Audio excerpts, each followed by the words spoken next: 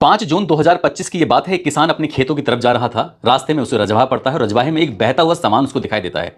किसान उस सामान के पास पहुंचता है, देखता क्या है कि चादर में लिपटी हुई एक लाश है और वो भी बिना सर के वो लाश। उसे देखकर उस किसान की चीखें निकल जाती हैं। जोर जोर से चीखता है, चिल्लाता है और इन चीखों की आवाज जब आसपास के लोगों तक पहुंचती है, देखते देखते सैकड़ों लोगों का जमघट लग जाता है। तभी पुलिस को सूचना दी जाती है। पुलिस मौके पर पहुंचती है और पता चलता है कि ये किसी महिला की लाश है। दरअसल जब पुलिस मौके पर पहुंचती है, उसके बाद उस लाश को बाहर निकालकर उसकी शिनाख्त करने की कोशिश की जा रही थी। इसी बीच में एक महिला कांस्टेबल की नजर उसकी लाश की जेब पर पड़ती है, जो उसने सलवार पहनी हुई थी। उस जेब को वो टटोलती है तो उसके अंदर 20-20 के 2 नोट निकलते हैं। साथ ही उसके अंदर एक पर्ची निकलती है। पर्ची पर नंबर लिखा हुआ था। पुलिस ऑफिसर को वो नंबर दिया जाता है। जब पुलिस ऑफिसर ने उस नंबर को डायल किया तो पता चलता है उत्तर प्रदेश की जिला मेरठ के थाना दोराला का एक गांव लगता है साधुओं की नंगली। वहां का रहने वाला एक लड़का होता है, इसका नाम अमन होता है। उसके पास फोन पहुंच जाता है। पुलिस जैसे ही उसे फोन करती है, उसके बाद पुलिस फिर कातिलों तक पहुंच जाती है। आखिरकार पुलिस ने कातिलों को तो पकड़ लिया, लेकिन उस सर को नहीं ढूंढ पाई थी जिस सर को काटकर कातिल अपने साथ लेके चले गए थे। हालांकि उसे ढूंढने की तमाम कोशिशें की गई। साथ ही पुलिस ने इस घटनाक्रम का जब खुलासा किया तो लोगों को यकीन नहीं हो रहा था कि अपने ही अपनों की जान के दुश्मन कैसे बन जाते हैं, वो भी इतने भयानक रूप में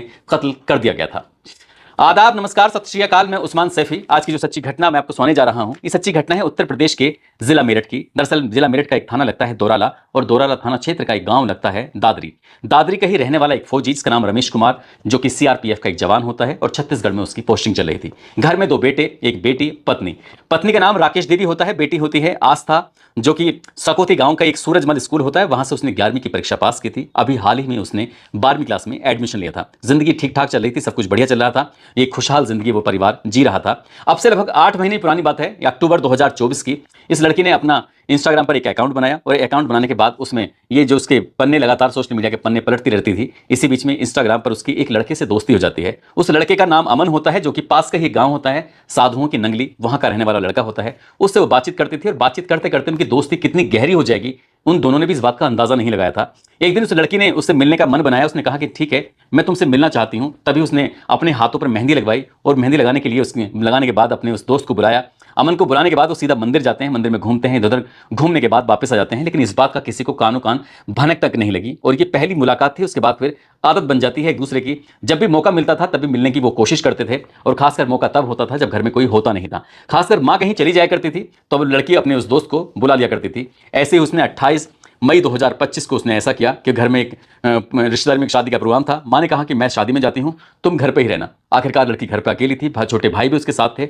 इसी बीच में उसने उस लड़के को फोन किया, बुलाया और उससे मुलाकात की। मुलाकात करने के बाद वो बातचीत कर रहे थे। बातचीत का सिलसिला कुछ आगे बढ़ जाता है। छोटा भाई जब घर में अचानक से एंट्री करता है तो पता चलता है कि उसकी बहन आपत्तिजनक स्थिति में उस लड़के के साथ थी और उस लड़के को देखकर उसके भाई को गुस्सा आता है। उसने इस बात का विरोध प्रदर्शन करने की कोशिश की तो लड़की ने और उस लड़के ने उसे समझा दिया उसे उसकी रिक्वेस्ट की, खुशामद की कि इस बात का किसी को पता नहीं चलना चाहिए। आखिरकार छोटा भाई अपनी बहन की बात मान लेता है, उस अमन की बात मान लेता है। वो कहता है कि मैं अब किसी से कुछ भी नहीं कहूंगा, तुम आराम से जो चाहे वो करो, कोई दिक्कत नहीं है। लड़का आराम से चला जाता है। वो नहीं जानता था कि जिस बात को छुपाने की लगातार कोशिशों के दबाव बनाए जा रहे थे वो किसी भी कीमत पर सफल नहीं हो सकती है। और जैसे ही मां घर में एंट्री करती है, प्रवेश करती है, तत्काल प्रभाव से छोटे भाई ने अपनी मां से कहा कि आज जब तुम घर पे नहीं थी, जब तुम रिश्तेदारी में गई हुई थी, तभी बहन ने अपने एक दोस्त को बुलाया था, उसके साथ वो इस तरह की स्थिति में पाई जाती है। मां को अपनी बेटी पर बहुत ज्यादा गुस्सा आता है। तभी वो पति को पूरी कहानी सुनाती है। कहती है कि देखो, तुम्हारी बेटी मेरी पीठ पीछे इस तरह के काम कर रही है, इसको शर्म नहीं है, इसको लिहाज नहीं है, हम इसके लिए क्या कुछ नहीं कर रहे हैं। जब बाप ने अपनी बेटी से बातचीत की तो बेटी जिद पर अड़ जाती है कि चाहे कुछ भी हो जाए, शादी तो मैं अमन से ही करूंगी। जब बाप ने अपनी बेटी को समझाया बुझाया, उसने कहा कि कोई दिक्कत नहीं, कोई परेशानी नहीं है, छुट्टी पर आऊंगा तो मैं अमन के घर जाऊंगा, उसके माँ बाप से बातचीत करूंगा और तुम्हारी शादी की बातचीत करूंगा। लेकिन घर में किसी तरह का कोई तांडव नहीं होना चाहिए, घर में किसी तरह का कोई कलेश नहीं होना चाहिए, सब कुछ आराम से चलते रहने देना चाहिए। पिता ने अपनी बेटी को समझाया, साथ ही पिता ने अपनी पत्नी को भी समझाया। आखिरकार बात समझाई जाती है, बुझाई जाती है, सब कुछ ठीक हो जाता है। 28 तारीख बीत जाती है, लेकिन घर में जैसे 28 मई से पहले माहौल था वैसा माहौल रह नहीं पाता। आखिरकार 29 तारीख आती है, 30 तारीख आती है। इस तरह से वक्त धीरे धीरे करके आगे बढ़ रहा था। कहते हैं कि वक्त के साथ हर घाव भर जाता है, लेकिन ये घाव भरने में नहीं आ रहा था क्योंकि लड़की अपनी आदतों से बाज नहीं आ रही थी।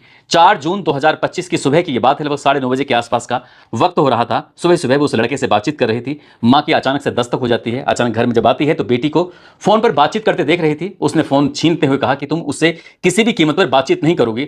वो लड़की जोर जोर से चीखती है, चिल्लाती है, बस एक ही बात की रट लगाई हुई थी, शादी करूंगी उसी से करूंगी, शादी करूंगी तो उसी से करूंगी, तुम रोक नहीं सकते। और वो जब जोर जोर से चीख रही थी, चिल्ला रही थी। आखिरकार उससे हाथ पैर जोड़ के किस तरह से शांत किया जाता है। लड़की जाकर अपने कमरे में बैठ जाती है। उसका छोटा भाई आता है। छोटा भाई आने के बाद अपनी बहन को समझाने की कोशिश कर रहा था, लेकिन बहन ने अपने भाई को कुछ ज्यादा ही पीटा। बुरी तरह से पीटा। जब ये बात माँ को पता चलती है तो माँ को बहुत ज्यादा गुस्सा आ जाता है कि हम इसे बार बार समझाने की कोशिश कर रहे हैं लेकिन ये बार बार जिद कर रही है। आखिरकार माँ बेटी के पास जाती है, उसको समझाने की कोशिश कर रही थी तो उसने माँ के साथ भी ऐसे ही अभद्र व्यवहार करना शुरू कर दिया, उसके साथ गाली गलौज करना शुरू कर दिया।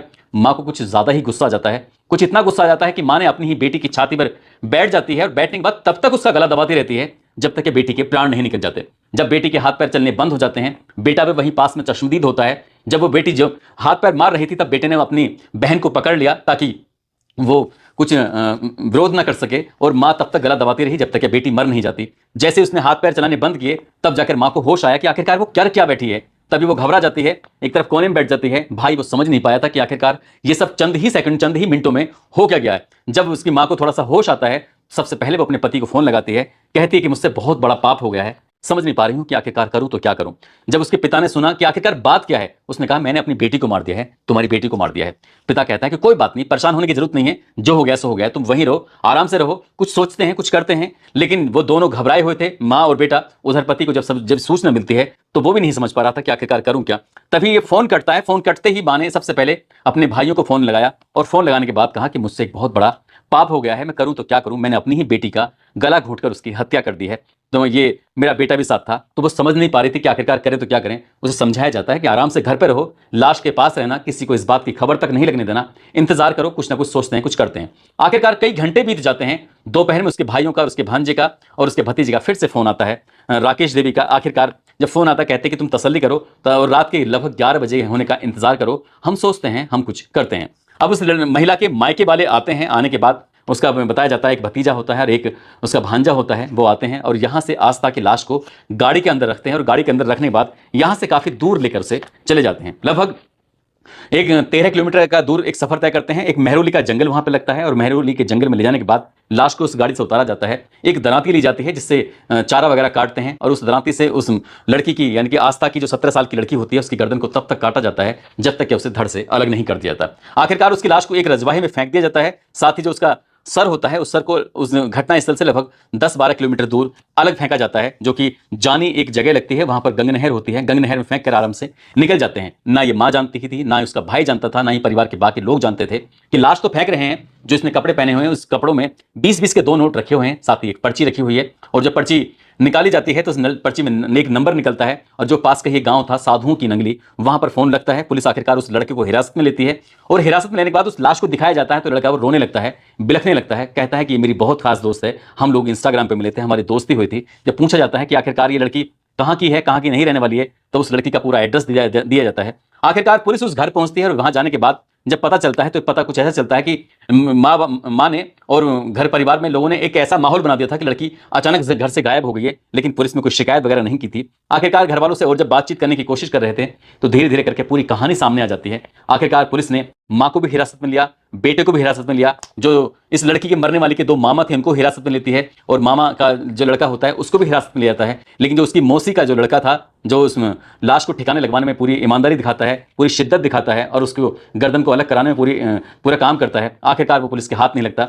पुलिस जब ये पता करती है कि ये गंग नहर में सर कहां पर फेंका गया था तो उस इलाके से 20-20 किलोमीटर इधर उधर जाकर तलाशी की जाती है। साथ ही जहां पर ये लाश की गर्दन काटी गई थी उसके इलाके में लगभग 4 किलोमीटर के दायरे में एक छोटी छोटी जगह को देखा जाता है। डॉग स्क्वाड हो या फिर बाकी टीम हो, फॉरेंसिक टीम हो, हर किसी को बुलवाया जाता है। गांव वालों की मदद ली जाती है, सैकड़ों पुलिस वाले इसमें लग जाते हैं। ना तो वो लड़की की जो सर था वो मिल पाता है और ना ही जो इसका भाई भागा हुआ था, जो मौसी का लड़का है, वो भी पुलिस के हत्थे नहीं चल पाता। जब तक ये कहानी हम आपको सुना रहे हैं तब तक दोस्तों पुलिस ने इस घटनाक्रम का खुलासा किया, साथ ही आरोपी को गिरफ्तार किया, उसके छोटे भाई को भी गिरफ्तार किया।